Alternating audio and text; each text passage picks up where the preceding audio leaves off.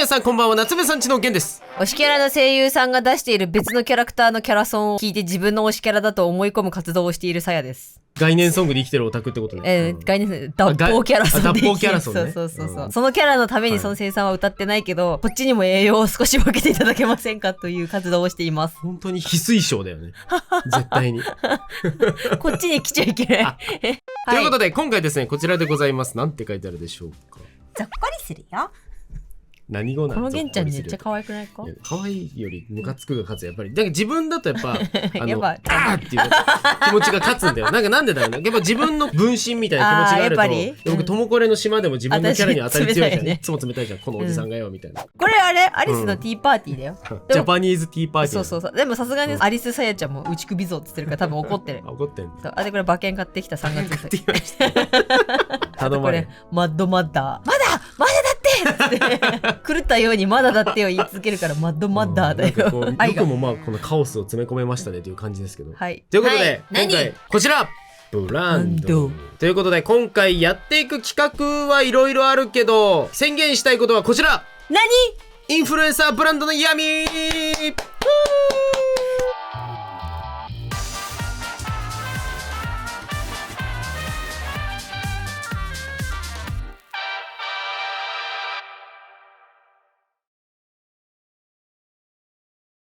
テレレレレンテレレレレンテレレレンレンレレレレレン岩子出島なんてもんははいないんですけど、言いたかっただけ？いや言いたかっただけというか、なんかめっちゃバズってたんだよね、そういう話が。ああ、コメントでもちょっとそういう質問もいただいたりして、悪い意味で言ってるっていうよりはこういうのが話題になってたんですけどっていう、具体的に何してるのみたいな。そう知らない方のために言うと、何にもっていうね、アパレル兼ライフスタイルブランドっていう、はい、お洋服中心に、雑貨を、なども作っているブランド。毎シーズンテーマを決めて、そのテーマに沿って夏目さんちがイラストを描いているっていう、っていう感じなんですけど、まあそもそもの話で何が発端とすると、なんかインフルエンサーブランドとか芸能人のアパレルブランドみたいなやつって、まあ要は名前でやって広告塔でしょみたいなのがあったりとか、まあたびたびですよね。そうね。今回に限った話ではなく、たびたびそういうことが話題に上がるんですけど、それ闇があるのかないのかっていう話を我々の口から説明をするという。やばいよ、夜な夜な多分黒いサングラスの人たちが来ちゃうかもしれないよ、そんなことを言ったら。でも闇がないからさ。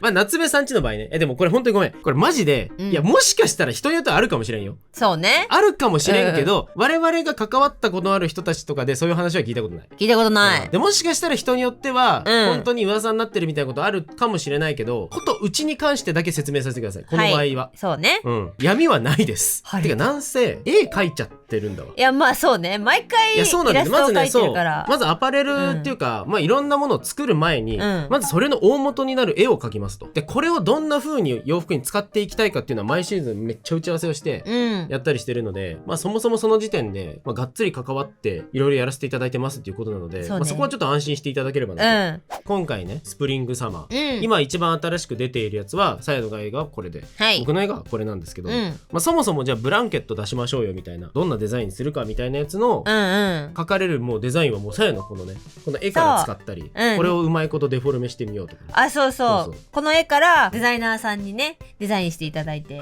大元で言うとこういうものを作りたいみたいなデザインの大元は確実に今書いてるので、キービジュアルとして我々は、そうだね。でそこから詰めていくにあたっては、服の形を作る人、パタンナーさんであったり、この絵からさらにシンプルに落としていくっていうところに対してデザイナーさんが入っていたりとか、いろいろ関わる方がいっぱいいるんですけども、でその中でも着た感じはこれ本当にこう利己的なブランドなんですけど、我々がいっちゃん気持ちいいサイズに作るんですよ。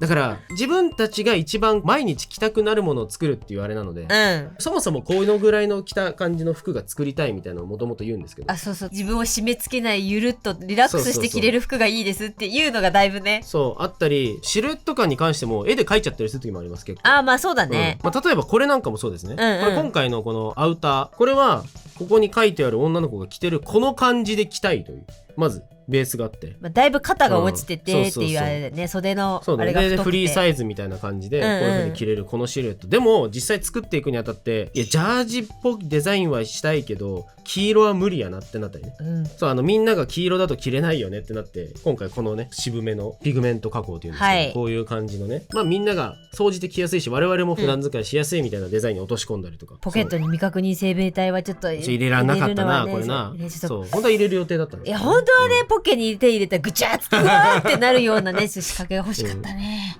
クレームもんではい、まあそんな感じでいろいろあるんですけど、前回のカーディガンのデザイン、この絵をモチーフにやるっていうのを決めてたんですよ。最初カーディガンが上がってきた時にこの色味の感じがやり取りしていく全然しっくりこなかったので、もう自分で描くってなって、ボーダーのバランス感覚とか色味とかを全部自分で決めて実際やったり、この糸番号ですね、っていうのも自分で指定してこうやってやったりとかしてるので、多分ねみんなが思ってる以上にそんなやってんだぐらい、夏目さんちはやってる方だと思いますね。意外とやってます。ただこういうのやってる動画もなんかいつか撮りたいんですけどね。いやそう、打ち合わせしてるところとか、なんかさ、打ち合わせにいっぱいいっぱいでいつも動画回すの忘れるんですよね。いやそうあとはこのモコモコしたボアジャケットの刺繍デザインをこう最後あらかじめ描いたものをこのまま刺繍してもらったりとか、これはね一回デザイナーさんにちょっと整えて、これザカザカしてるから、まあそうだね、ザカザカを整えてもらってはやったりにするんですけど、こんなんやったり、やったあと新作、普通にネタバレなんですけど、次の秋冬あたりに今出そうとしているこんな感じ、あんまり何にもねこういうボーダーのスウェットないからって言って、地姿おしゃれだなこの子。確かにおしゃれだなこの子。なんか僕が適当に描いた、いや要はだからこういう風に人間もこうやって自分たちで描けるからさ、こういう着た感じにしたいんですっていうのを伝えるわけですよ。自分たちでこのスウェットのシルエットがこうやって描いて、まあボーダーはこの色味にしたいですみたいな、あと幅とかね、そうボーダー幅こんなんでこの色味使ってみたいなやつを打ち合わせしながら、やっぱこれ違うよねってなったら自分たちで描いたりしてるんで、こっから先はできないです。もちろん服としての形を作るのがもちろんできないので、まあこう下に A ラインでもったりした感じのこれにはしたい、まずでここから各専門家たちの力をお借りしてっていうのはあるね。やってるっていう感じですね。まあこれもちょっとネタバレっちゃネタバレなんですけど、こんな感じの例えばパーカーが欲しいです。そう破った中に何かあるのって良くないですかみたいな提案をまずもらって、それめっちゃいいっすねみたいな、中に何入れるみたいなのがね、なんかチラッと見せとか楽しいねとか、こことかに縫い目あったら可愛くないですかみたいな、とか結構ね、まあでも思いつきは思いつきですよ。だからアパレルの専門家としての立ち位置じゃないので、あくまでなんか絵面として可愛いよねみたいなやつを我々が無茶ぶりをしたりはするんですけどたまに、それをみんなで相談しながらいいものになっていけばという形で毎シーズン作っておりますので、何人もはやっております、なのでこちら表題にあるようなインフルエンサーブランドの闇みたいのは夏目さんちに関してはとりあえずないと。ないだからご安心ください。よかった。これでさ、これでダメ、今ボケようとしたけど何も思いつかなかったから、今なしまあなんで我々が服を描いたりもするっていうことができるのをうまくバランス取りながらね、めっちゃ楽しいよね。めっちゃ楽しい、めっちゃ楽しいけど、やっぱ大変。洋服作るのってここも決めなきゃいけないんだみたいながまあだんだん慣れてはきたんだけどそうそれでもまだまだ全然ね慣れないことも多く、日々アパレルに関しても勉強っていう、なんかまさかアパレルを勉強する時が来るとは思わなかったんですけど、それはまあそうしか。ただなんかね、自分が服好きだということに気づいて、意外ととてもいいことじゃん。そうだからね、結構楽しくやらせていただいてます、っていうことを言ったんですが、ついでにいっそ書いちゃおうぜっていう、こんな話があるぐらいだし。でも手っ取り早いのはさ、そう手っ取り早いのは無地の服に絵描いちゃえばもうデザインですよね。早っ。それもやってみたいと思ってたんですよ、ずっと言ってたよね。インクぶちまけたいとかさ。てかまあスパッタリングみたいなのも自分たちでやりたいとは思ってるんですけど、今後なんかそういうのも作りたいなとは思いつつ、今回は無地の T シャツ50枚お絵描きするまで終わりません。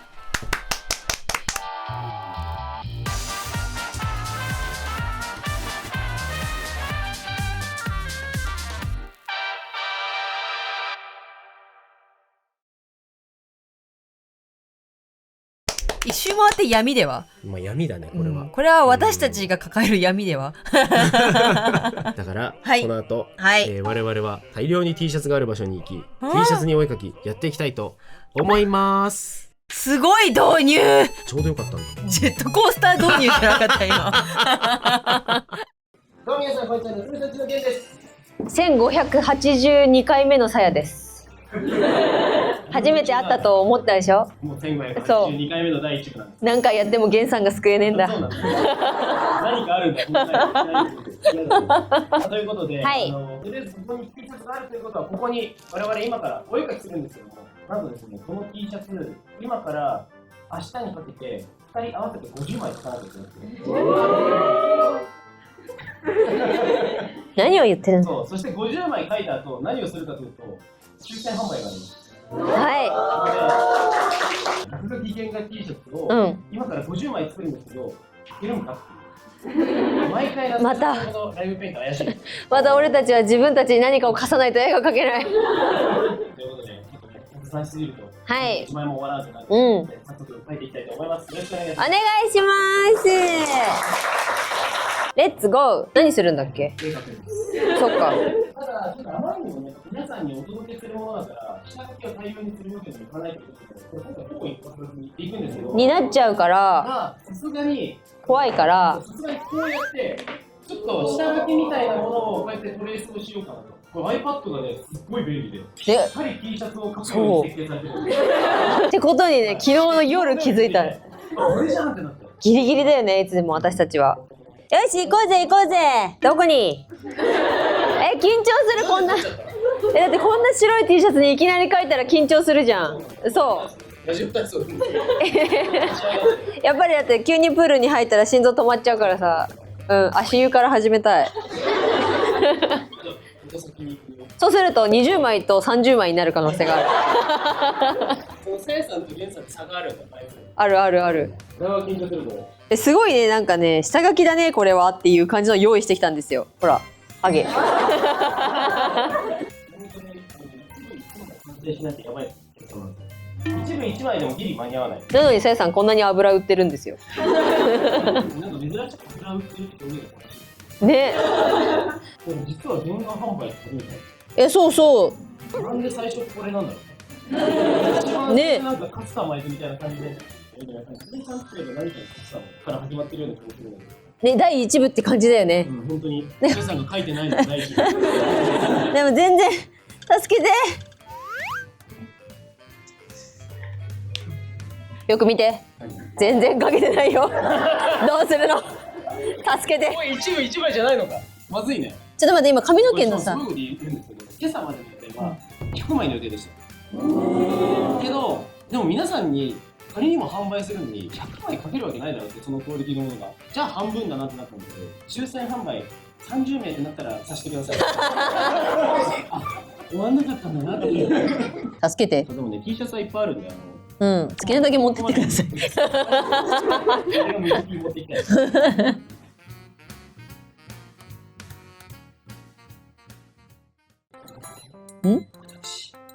かっ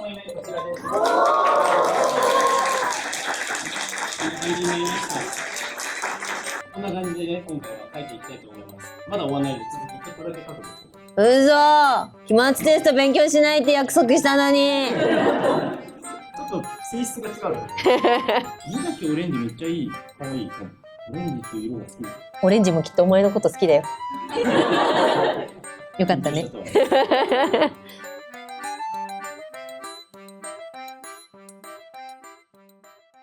おしまい。お、かわいい。ということで、最後の1枚目完成です。やったー。1枚目。というわけで、はい、休憩時間と相なりまして。いや、ならない。急いでください。おかわり来た。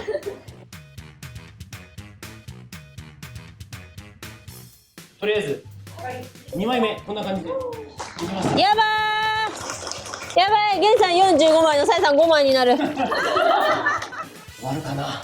わかった。はい。ここにゲンサイはパラを足そう。パラアート。パラアートで、パラはママとパパが買うから。じゃあみんな実質30とかなるじゃん。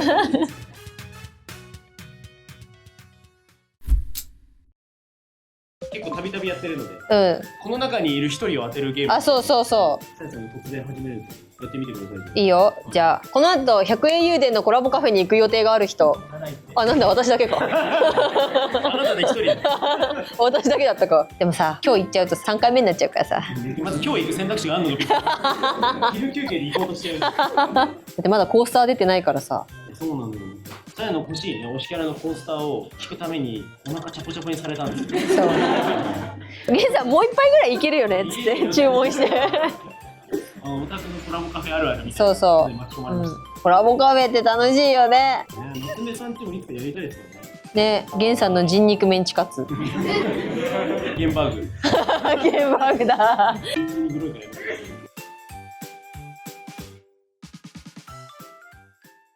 3枚目の完成が。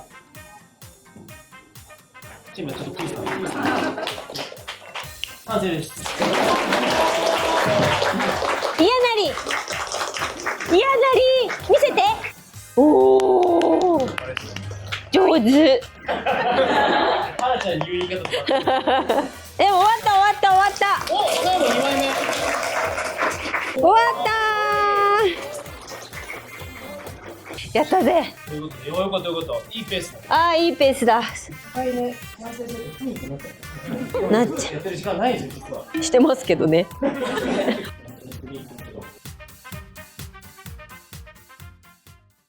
なんかお花描きたいな。何のお花がいいかな。我こそは花に詳しいキル。急にハードルが上がる。カジュアルにリクエストできる土壌を整えていく。お花見たことあるよって人。ああ、いらっしゃる。ありがとうございます。じゃあお兄さん、なんか最近見た花お願いします。タンポポ。お、めっちゃいいです。ありがとうございます。確かに。猛威を振るって。ということで、こちら4枚目終わりました。ちゃんと終わった。本当じゃん。ちゃんと一部1枚やってんじゃん。1枚やってるということで、4枚目終わりましたので、5枚目に行きます。できましたー。じゃじゃーん。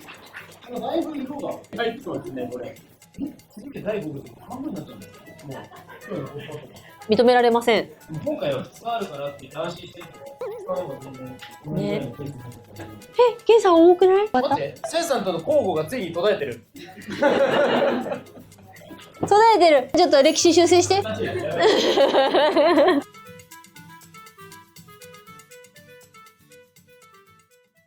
この間さ、さやがね、友達と出かけてたんで、家でパラちゃんと2人でいろいろ遊んでたんですよ、おままごとというか、いろいろやって。その時に、パラちゃんがミニーちゃんの車があるんですよ。ミニーちゃんの車を持ってね、なんかブーンって言ってきて、パパのとこにやってくるんですよ。ねえねえ、病院行かないって言って。すごいね。病院デート誘ってくる。なんだそれ。最近それ結構いろんなところで披露してくれてる。いっぱい誘ってる。チャラい。チャラい。チャイーンできて。ねえママ、病院行かないみたいな。何のノリなんだろう。最近こうやるんだよ。あ、そう。これやるんですよ。どこで見る？大体病院がトイレなんだよね。そう、病院のトイレ大嫌いなんですよ。自分が嫌なとこに人をなんか連れてこうとする。どういう感情なんだろう。最近でね、パラちゃん語録一生おもろいよ。パラちゃんこの前だってさ、ゲンさんのパソコンのところ来て、でパパお椅子乗せてって言うんだけど、ゲンさんがまだ今ダメだよみたいな止めてたら、なんか悪い子になっちゃおうかなとか言って。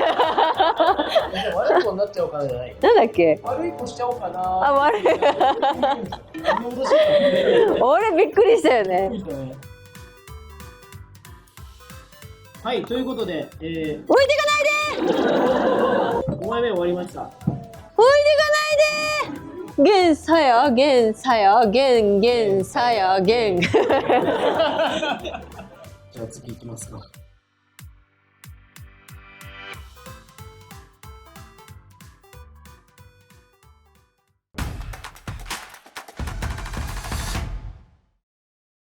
なんか私も募集しようかしら。まあこんな絵を描いてきてるわけですけど、この子の上になんとなく乗せたらいいものを思いつく方いらっしゃいますか？クラゲ、ありがとうございます。クラゲと、じゃああともう一つ。ウミウシ、めっちゃ海の可愛い生物たちが。ありがとうございます。じゃあそちらで行かせていただき、じゃあもう大丈夫です。じゃあ大丈夫です。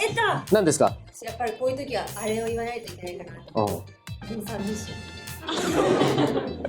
クラゲとウミウシ、モンサンミッション。おかしいです。ゴロよじゃない。ロマンチックではないだろ。嬉しいね。今日天津飯なんだけど頭から離れないんだけど。ねえ、なんでだろうね。どういうことなんだ、食べたいのか。ありがとうございます。じゃあ。いや、さやには言わないけどね。うん、いやいやいや。いや、うん、正しい時にやっぱり。うん。何でもかんでもありがとう言ってたらね、ありがとうの価値がなくなっちゃう。ありがとうね。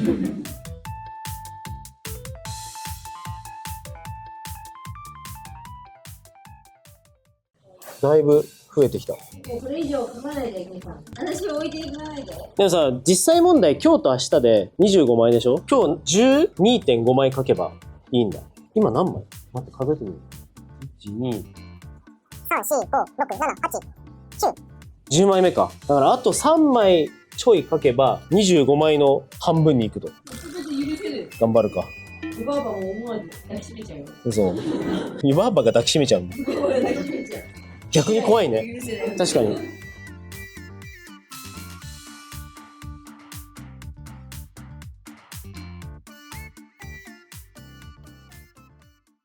あ、いいですね。おお。いいね。こういうのがやりたかったんですね。素晴らしいですね。立った方がいいですね。目薬さしますね。今？今？すごいね。ライブドローイングじゃなくてライブ目薬イングだった。ライブ目薬イング。そこ分担することあるんですね。本当に刺してる。下手くそ？もしかしてクールすぎるタイプのやつ？しばらくダメになりました。ティッシュはあるんですか、さやさん？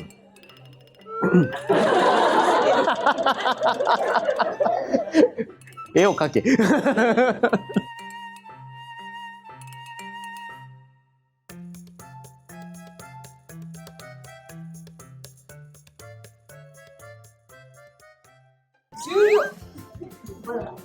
まだやれる。最終部のお客さんだから多少無理は効くはずだ。この後予定ある。よくねえんだよ。よくはないんですけど。ということで、すごい中途半端なところなんですが、まあ、これをまた今日のこの後だったり、明日を仕上げていって、無事50枚になるのかどうかはちょっと本当に分かんないんですけど。ということで、本日は本当にありがとうございました。ありがとうございます。ありがとうございます。友達が一人でアニメを告知してる？それはみたいな。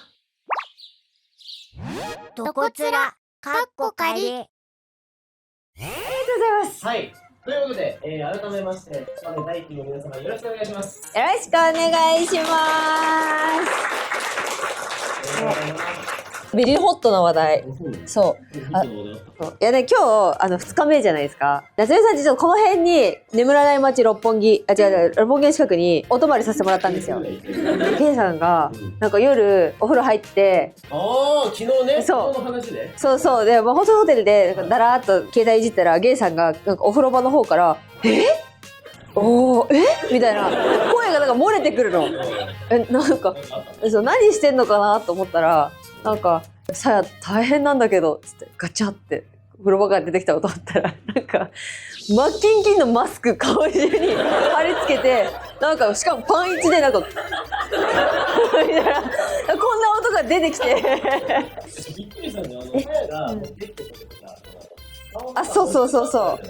昨日もね、メイクさんにやっていただいたので、ちゃんとパッするかと思って、真面目にパッとしたんですよ。これ見せていい？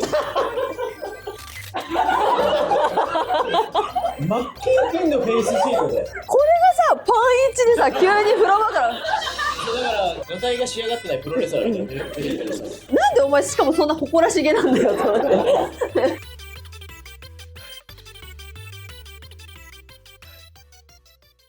なんだっけ、さやさん、ごめん。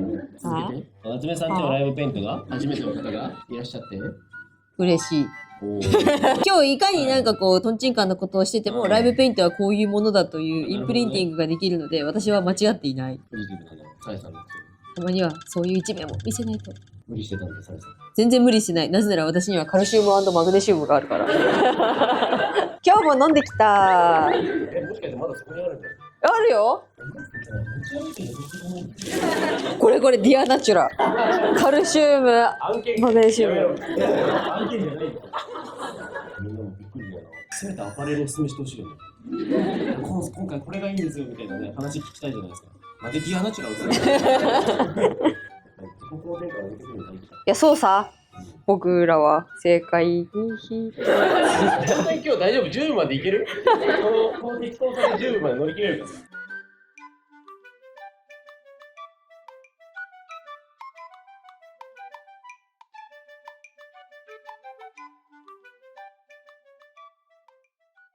今どこ書いてる？バラ書いてる。そうだよ、バラバラババララ。ってむずそうだね。でも例えば書くといい感じになる。いっぱい植物書いてあるね。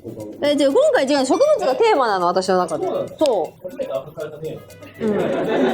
だってさ、一番最初からこれだって大犬のふぐりなんですよ。一番最初。そう、今回のキービジュアルに書いたから。でこれクローバーでしょ。でこれタンポポでしょ。でこれはなんか近所に咲いてたなんか綺麗だったから取った花。こだわりありそうでない。なんか綺麗な花が咲いてたし、ポップアップ昨日行く前、これのなんか花びらがうちの車のなんだっけ、前のガラス、あれになんかで結構ペタペタついてて、エモだった。前のガラスね。ムス。あとなんかほら花です。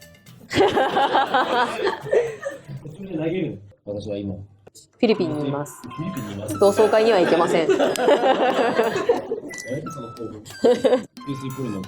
あ、キューポリくん書いてんの？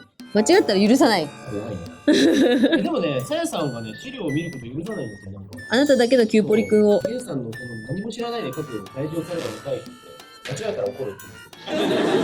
すごいなんか試されてるんですよ。重めの彼女みたいな感じ。重いじゃん、さやさんって。さやさんは、ゲンさんの多分本当に。実はそうなの。実はもうないだろ。実はでも何？隠れてないよ。ここに飾っときたいもん。喧嘩した次の日、私に予定が入ってたことを拗ねたゲンちゃんの語録。僕が悲しんでるのにどうして他の人と遊ぶの？若気の至りですね。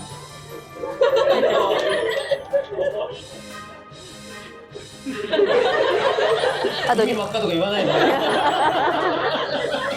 ポップアップってさやさん突然いろいろなんか僕の人も入れてくるの逃げられないから。逃がさない。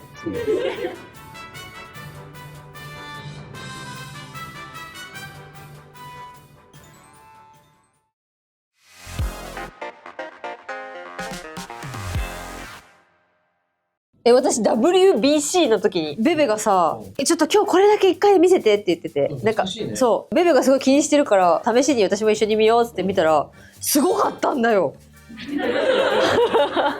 怖くないですか？だってこんな硬いのがさ飛んでくんだよ。大概のスポーツってそういう要素あるんですけどね。すげえ。そうやな。誰と？球技大会っていうのがあって本当に嫌でした。あれ結構辛くないですか？球技大会。わかんない、ごめん、勝手に運動部じゃない前提の話なんだけど。仲間増やそうとしちゃったんですけど。集団スポーツだいぶ嫌いで嫌い。わかる。みんな優しいのがまた嫌なんですよ。いや、そう。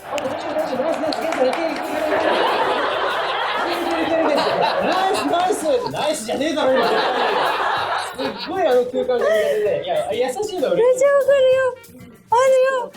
だからといってさ、なんか「あれ何やってんだよ!」とかって言われたらさ、なんかマジ、半年引きずる。学生生活の半分ぐらい引きずる。いや本当にめんどくさいと思う。わかるよ本当。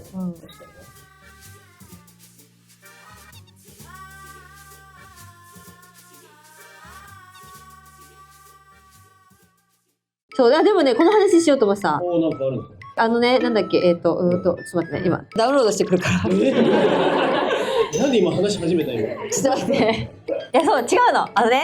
我々ね、ポップアップの前日に、なぜかしないけど、川のせせらぎが聞きたくて、川に行ったんですよ。理由が地味だ。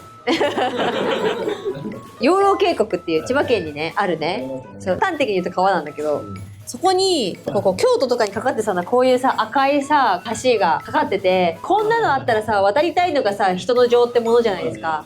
そうそう、なんか赤くてさ、で渡ったの。そしたらそのまま、上り階段が続いてて、誘われるように私たちは登ってしまったの。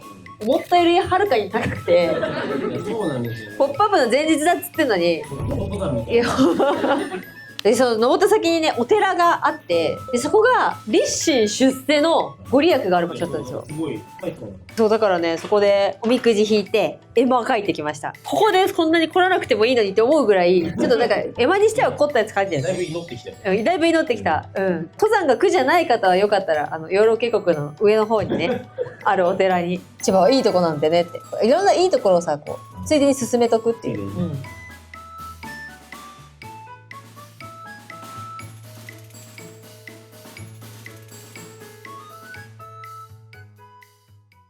というわけで、第10部今回の東京ポップアップのラストでございます。10部でよく見る光景といえば、はい、終わりません。予定していた企画が終わらなくて、よくあります、こういうことが。はい、居残り勉強。ちょっと一旦ね、ちょっと現状をね、現在地見ようと思って数えてみたんです。現在34枚。5枚か。35枚です。35枚あるらしいです。はい。うち頑張った。35分の21が現在。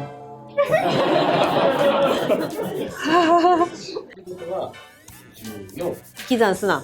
いけない。現在21で今ここに。しょぼしょぼ。いやでもなんか50枚にはまだ全然15枚とかも足りてないってことは2人とも同じぐらいの罪だってことじゃないんですか。なるべく頑張ります。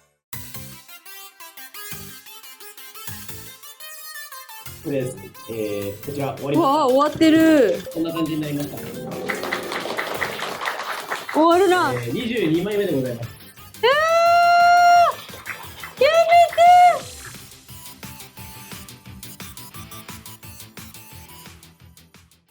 なんとこちらで第10部終了。終わった。お。終わったよ。ありがとうございます。ありがとうございます。はい。いやもうこれ最終着地としましては、はい。22枚と15枚で計今37枚の T シャツが完成しました。50枚って言いたかったですね。言いたかった。ということで皆さん本当に今日は皆さんありがとうございました。ありがとうございました。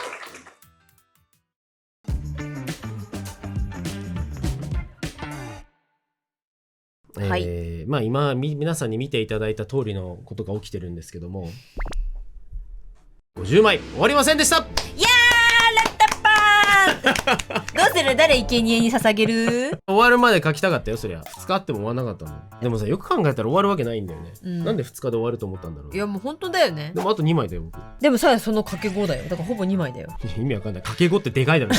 すごいあるだろ、掛け5って。ダメだったか。ダメだろ。掛け算じゃごまかせないの。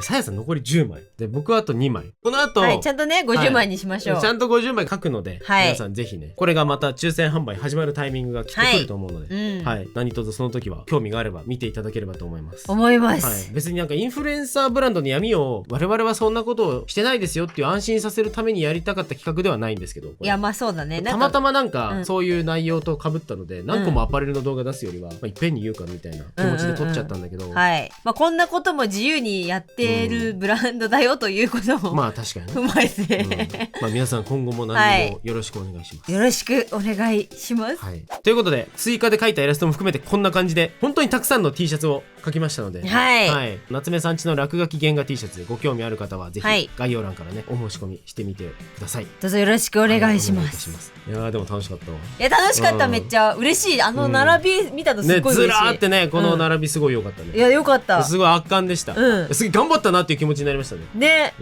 すごく楽しい2日間でした。はい。ありがとうございました。ありがとうございました。T シャツの夢が見れそうです。